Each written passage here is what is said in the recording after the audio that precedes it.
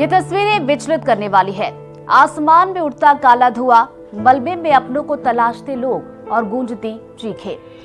नमस्कार, मैं हूं ऋतु सिंह और आप देख रहे हैं एनडीटीवी इंडिया। गाजा पट्टी से आई ये नई तस्वीरें गवाही दे रही है कि वहां मौत का तांडव थमा नहीं है।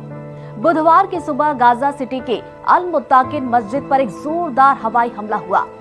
जिस वक्त ये मिसाइल मस्जिद से टकराई, उसके ठीक बगल में बने टेंटों में सो रहे विस्थापित फिलिस्तीनियों के बीच अफरा तफरी मच गई। इजरायली वायुसेना के इस हमले ने पूरी मस्जिद को खंडहर में तब्दील कर दिया। लोग अभी संभल भी नहीं पाए थे कि आग और धुएं के गुबार ने पूरे इलाके को घेर लिया। प्रत्यक्षदर्शियों का कहना है कि धमाका इतना तेज था कि जमीन हिल गई। मस्जिद के आसपास बने अस्थायी शिविरों में रह रहे लोग अपनी जान बचाने के लिए इधर उधर भागने लगे। लेकिन सबसे बड़ा सवाल ये है कि क्या एक इबादत गाह जहां पर लोग सुकून की तलाश में आते हैं, वो अब जंग का मैदान बन चुकी है। अब सवाल उठता है कि इजरायली सेना ने एक मस्जिद को निशाना क्यों बनाया। इस बारे में इजरायली डिफेंस फोर्सेस यानी IDF का दावा बेहद चौंकाने वाला है। सेना का कहना है कि इस मस्जिद का इस्तेमाल हमास अपने हथियार गोदाम के तौर पर कर रहा था।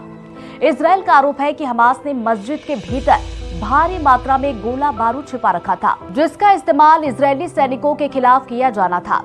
इजरायली सेना ने यह भी कहा कि पिछले एक हफ्ते में उन्होंने गाजा के उत्तरी और मध्य इलाकों में हमास के कई ऐसे ठिकानों को तबाह किया है।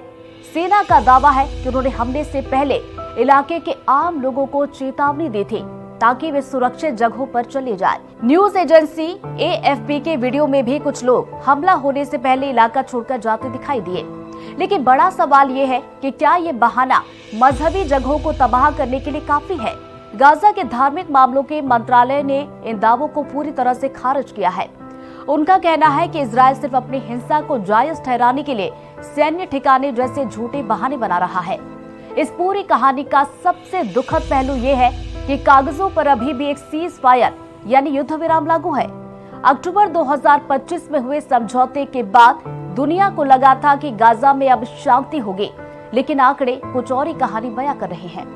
इस तथाकथित युद्ध विराम के दौरान ही अब तक 1207 से ज्यादा लोग अपनी जान गंवा चुके हैं।